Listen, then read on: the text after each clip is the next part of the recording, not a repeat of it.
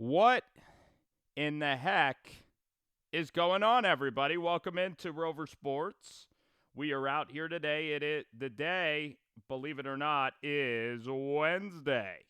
Wednesday edition of the show. We are out here. We are having ourselves a very good day.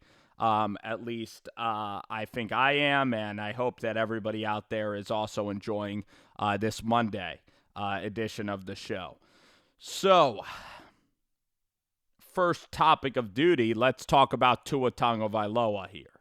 So, Tua Tagovailoa, all right, a.k.a. Tua Tagovailoa, quarterback, Miami Dolphins, quarterback. Hold on, something's annoying me. One second. One second. I'm back. I'm back. I'm back and better than ever. So, Tua T. Not going to let that derail the video. Tagovailoa. This is a guy that yesterday, I believe that Tua played really well in the game yesterday. What Tua was able to do yesterday is he was able to function in the pocket. He's very, very accurate when throwing in the intermediate passing game. And the guy's a quick decision maker. And he's accurate with the football, and he can move the team up and down the field at a rate that you would like. He could produce touchdowns, and he could certainly play in this league. And the margin for error with Tua, I mean, the explosive play component, he doesn't have the biggest arm in the world, but Tua can be really, really accurate. He does have active feet. He's a good athlete. Now, he can't really leave the pocket and really extend, and his throwing motion and his throwing power with that hip injury, it does seem to impact the way and the juice that he can generate throwing the ball a little bit. But Tua, I believe that as he mentally gains grasp for this NFL, Tua's going to be a guy that could certainly play in this league. And Tua's going to be a quarterback that I think could be a really solid NFL quarterback. You got to give him time. I don't know if he's going to be able to win championships, but Tua will be able to lead playoff teams. He relies on you give him a better running back than Myles Gaskin and a better offensive line. Tua in systems, I believe that this guy can read the field. I believe he has high football IQ. And Tua, I really believe if you continue to let Tua generate these types of performances, I think he could be a really, really solid quarterback, and you can get him at a really, really low price.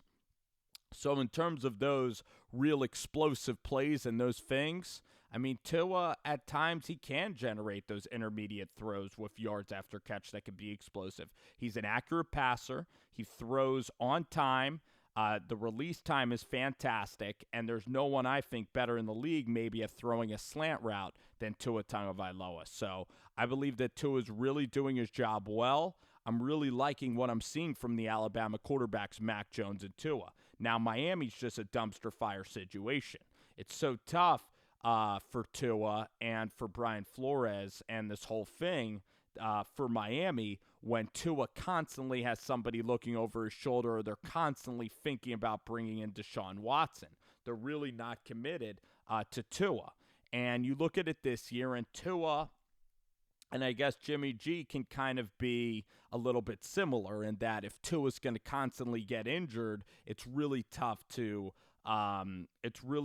then to have Tua as a quarterback if he's constantly getting hurt. So Tua needs to be able to start, and he needs to be able to play these games.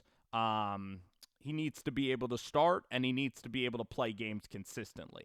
But I view Tua as a top 15 level quarterback that can get into the top 12 in terms of his quarterbacking. He doesn't have the upside of a lot of these guys, but he's just as accurate. And just like Drew Brees, as he continues to play in the NFL year after year, he's going to get better and better at dissecting coverages. And eventually, if he starts mastering defenses, this guy is going to be deadly as a quarterback because he possesses the traits of incredible accuracy, a quick release, and he's a blessed thrower of the ball. And I also think that his instincts are just great in terms of when to run, in terms of layering the ball, in terms of taking something on or off of a pass. I think he really does have touch that you look for at the quarterback position, and he needs reps with these receivers if Tua and these guys are going to start generating a lot of points. So with Tua, I preach patience. And if I were running the Dolphins, I would preach a lot of patience and let this offensive coordinator and let Tua grow, especially in this rebuilding situation. I would really, instead of Deshaun Watson and all this drama, instead, I would let this team grow under Tua Tagovailoa, and I'm not sure that Brian Flores is willing to do that, and I'm not sure that Brian Flores is the guy that is really going to be a good option going forward for the Dolphins, because Tua should be your top priority. Also, stop comparing Tua to Justin Herbert. Justin Herbert was taken one pick ahead, and yes, Justin has the traits that you look for in the elite level quarterbacks. Just because Justin Herbert is a top 5 quarterback doesn't mean that the quarterback that you took, Tua Tagovailoa, it doesn't mean that you have to keep knocking Tagovailoa and keep making his performance get worse. You look at Eli, Big Ben, and Phillip Rivers, and all three were able to have really nice careers. How come the Miami Dolphins are the only team that's scapegoated in this process? You look at the Detroit Lions, could have taken Justin Herbert too. Instead, they take a Jeff Okudah that's been injured all the time and has been failing at his job in Detroit. You know, how come the New York Giants taking Andrew Thomas that had a very bad rookie season and now is just getting better and now he's injured? How come they are not under scrutiny for sticking with a quarterback that is worse than Tua and Daniel Jones? How come they are not facing scrutiny either? And then you look up to Cincinnati. Now, Joe Burrow is winning, and he's doing it at a nice high level. I still would take Herbert right now over Joe Burrow. If I had to reshuffle the positions of the quarterbacks, you know, a lot of people would have Tua as the third quarterback in that draft class. But I still believe that there is a world in which Tua can really compete with Joe Burrow and could even be better than Joe Burrow. But it's going to take time. You're going to have to preach patience here with Tua Tagovailoa. Even Dak Prescott early on was not the same Dak Prescott that we see now. It requires years and years of reps. It requires years and years of training camps, of understanding NFL defenses, and of the coordinator being there. It requires continuity. Josh Allen in year 2 was also kind of a mess in a lot of games. So Tua, you really got to give Tua some chance. And with Brian Flores, what he did with Ryan Fitzpatrick, and Flores has never given Tua the vote of confidence. And then with the whole leaking of, well, Flores wanted Herbert, Tua is just in a really, really tough situation where no one really believes in the quarterback.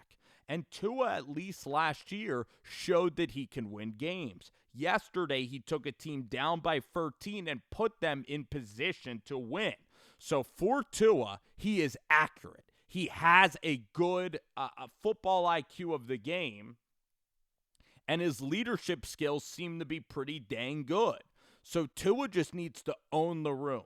Because for Tua, the worst thing that could happen is what Drew Lock is having right now, is being a backup quarterback for a very long time. If Tannehill had to sit maybe one more year, he might have been done for. Instead, Ryan Tannehill gets rescued by Arthur Smith and Mike Vrabel, and his career gets turned around into where he's actually a really decent player. So for Tua, he needs to hope actually that he doesn't get traded so that he can keep functioning in this offense and continue to improve his stock, but also can continue to take those mental reps so that Tua can be a decent quarterback in this league. Because it's all about reps. It's all about those game reps, and they're invaluable game reps, and you want to keep continuity between the staff. You also look at what happened with Drew Lock.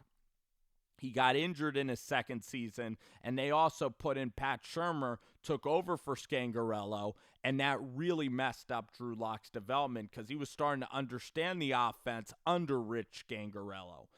So for Tua, you got to keep Tua Tagovailoa.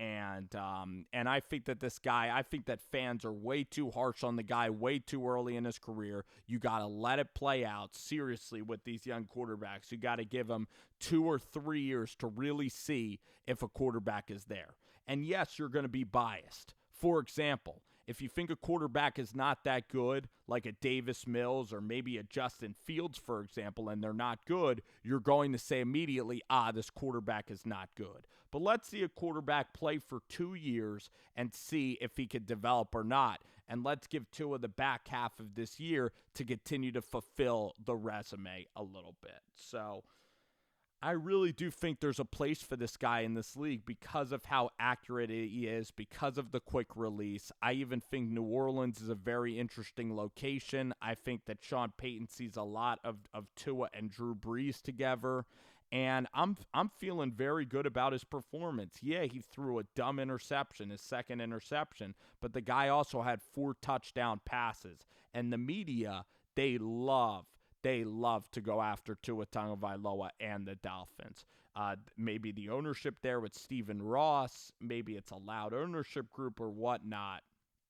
But right now, it is not a stable environment in Miami with these constant rumors, with the fan base. I mean, and Flores and this team has not really put a damper on the Deshaun Watson rumors. So that's what's also causing all of this BS, is that Flores won't just put this to bed. Let's talk now